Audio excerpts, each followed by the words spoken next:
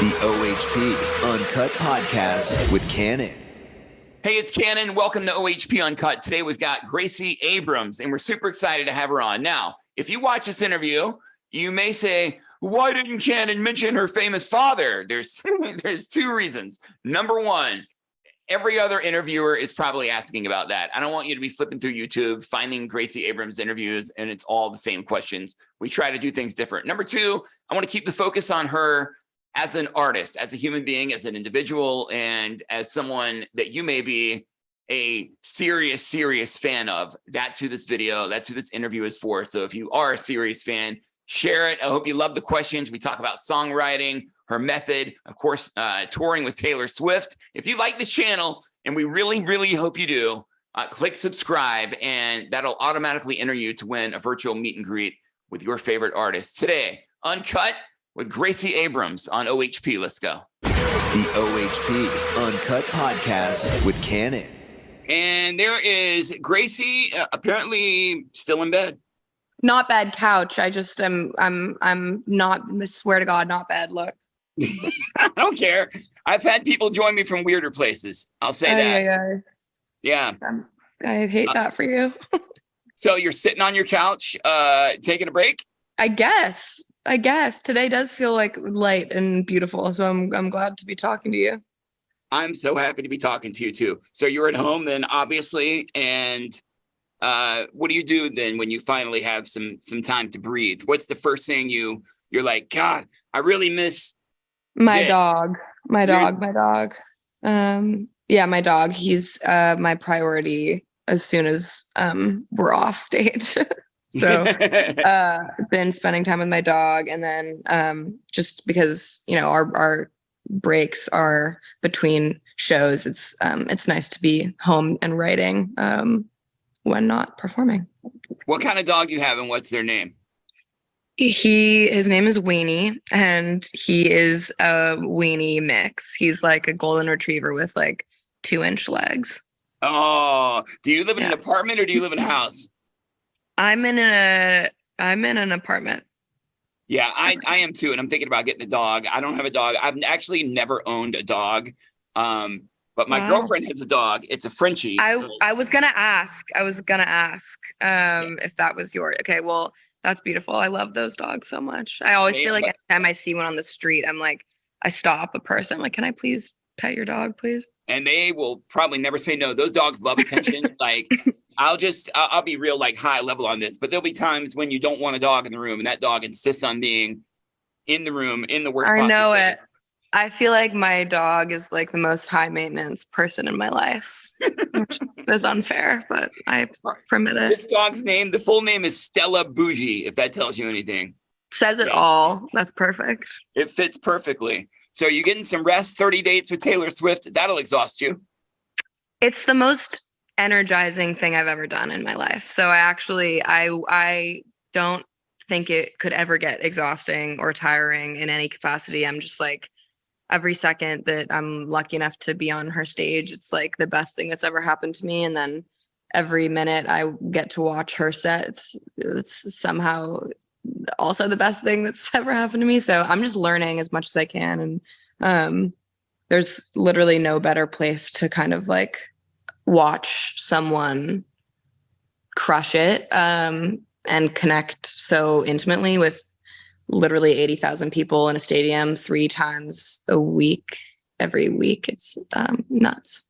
And she makes those stadiums feel so small and so intimate. And like she has a personal connection with everyone in the audience. It's an art like I've never seen before. Yeah. I mean, every part of her show, I think it's the best tour in the world. I think it's the best show that's ever been put on. And she's just the most epic person I know. So yeah. Yeah. This isn't going to be an entire interview about Taylor Swift. I want to talk about you and your songs and your songwriting. But what kind of advice has she given you? I know she's co-written your album with you. She's probably a very close friend of yours. We've never actually written together. I would kill and die to write with her. But I feel like the advice that she has given, not just me, but truly like everyone who has listened to her music, is that like there's such a it's such a gift to others to be vulnerable and honest. And I think especially it's felt anytime she writes or sings about anything, but I really do feel like there's this, it's a real breakthrough when you're feeling, when you're at the show and experiencing it in person, where you're like, okay, every single person who's here is truly screaming from the bottom of their hearts about these experiences that we've all had, regardless of how, painful and personal they might feel in the moment when you're going through them. It's like when we are honest with each other, we're just so much better for it. And I think, obviously, as for me, I think like it can feel tricky when your personal life and your, quote unquote work is so interconnected and kind of like intertwined. It's like, if you're writing about these personal experiences, how do you also stay protective of yourself and your energy and whatever, and the people in your life too, if you're writing about personal experiences. But I think there's kind of like, it's so valuable to others when you share. And so one of the hundreds of things that I've learned from her over my lifetime so far. And good riddance obviously has to do with something personal that you Mm-hmm. Sounds like a breakup. Just gonna be honest with you, sounds like a breakup. Has that person is that person still in your life, and do they know that you have titled this after them? I have a lot of love for everyone that I kind of like write about in the project. It's definitely not just about one person, and it often is kind of about like past versions of myself that I kind of stopped recognizing. And I think what I have always appreciated so much about music in general, but really like storytelling and writing, is that it's a place to be reflective and kind of thoughtful, and also like practicing accountability as I've gotten older, in my songwriting is something that's been important for me, because I think naturally growing up, I would always turn to writing as a place where like I could complain about my feelings or complain about people and kind of have this very one-sided narrative. But recently I've wanted to kind of dig deeper and shine light on parts of myself that probably could have shown up better for someone else. And so I think it's all delicate, and but I do feel like the process of making something out of that place has been really healthy, and lots of love across the board, kind of, for not just the other people that I write about, but being softer towards yourself as well, I think is valuable. I love the line in I Know It Won't Work. I will love you until you resent me. I feel like I've lived that before, but explain your own perspective on that line and what that means to you. And you will love me until you resent me, I kind of felt like was this thing of like if there's this relentless kind of desire to make someone aware of how you feel, if it's not reciprocated, then it just gets painful. And I think it's hard, man. It's really hard. It's hard to like receive, and it's hard to give. And I think something that I was kind of circling the drain with a lot while writing the album. When you do sit down to write, do you sit down and go, I'm going to write a song now? Or is there always sort of emotions and ideas bubbling up within yourself, and you maybe make a note and then, fill in the blanks later about the entire song? Do you get this idea and you're like, I have to write this all right now? How does it work for you? How does the process work for you?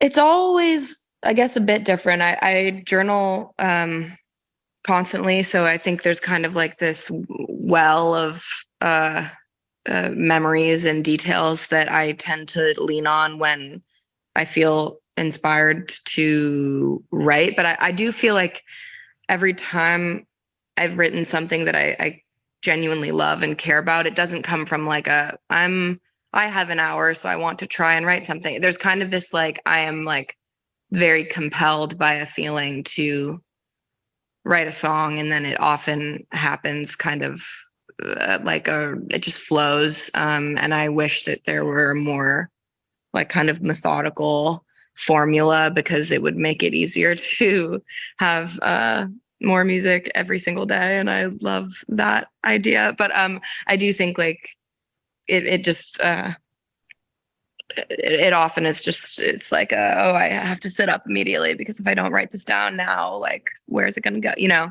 kind of like casting something in the air a little. Yeah. If this may be a difficult question, but when people listen to this album, what do you want them to learn about you? What's the main thing you want them to take away from the experience of this album? Well, to me, the album is like a bit of a departure from not just the music that I've made before, but also from, again, kind of like these versions of myself. I think there's kind of like a different awareness in this album that I wasn't able to access previously, or wasn't curious enough to until recently. And I think I love that about it, because I guess I hope for anyone who listens, you know, yes, they could make it about me if they wanted to go there, but I really just think any kind of art is always best when you like can connect it to your own life. And I think I wanted to write an album that made it okay to walk away from something if you feel like you have to for yourself, or kind of prioritizing like personal evolution over somebody else's comfortability.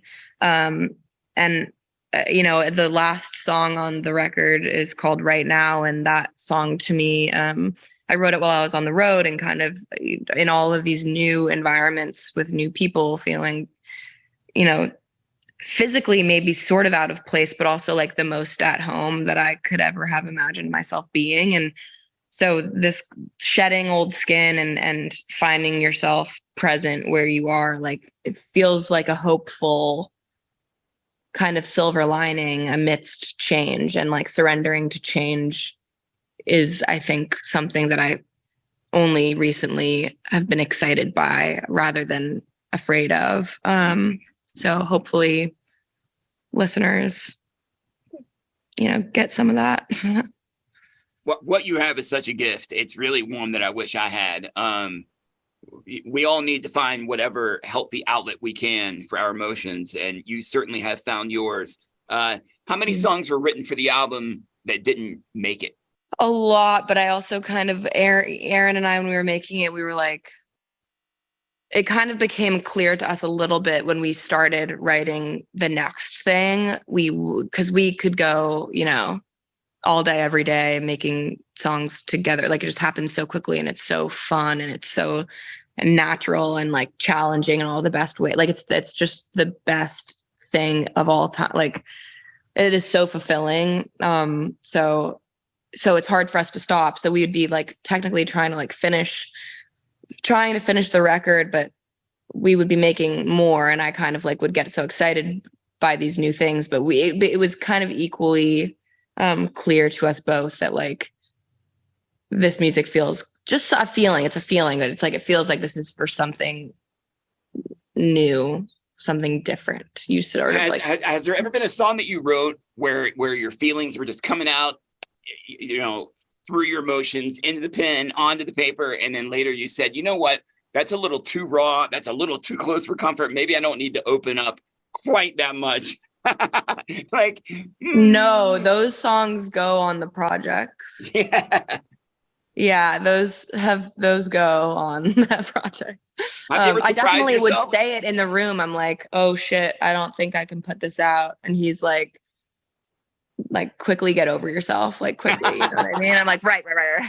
So after, you know, I think there was kind of like working with someone as kind of rare and special as Aaron is, there was like kind of confidence that I gained through having a collaborator who trusted me so wholly and who makes you feel good at what you do and bring to the table. And there's kind of like a lack of something that I do think works for people, but it can be, I've felt like restrictive, where there's this kind of like, okay, here's a pop song and there's a formula to it. And this space to create felt so free of any boundaries or walls or, tricks to kind of like, what's the earworm, which of course it's like, that's fucking amazing. It's how people have number one hits. That's like, that is so, I want to, I want to find a version of that like makes sense for me. But right now, I think in this space that I was in, especially at that time, like to have a place that felt like such a safe landing pad and almost like this, anything could come up and it could be something. Like nothing felt like it was ever getting shot down. Everything felt like it had room to live and breathe. And that was really special. And so I think it allowed for real processing in real time.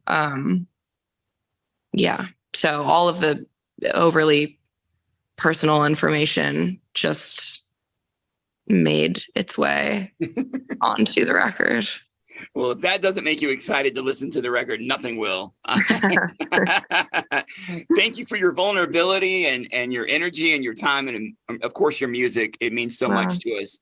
And it just means a lot to us. You spent some time with us on Open House Party. Thank you so much. Well, thank you so much for having me. So nice to meet you. Thank you for everything. I hope you have a beautiful rest of your week. The OHP Uncut Podcast with Kannon.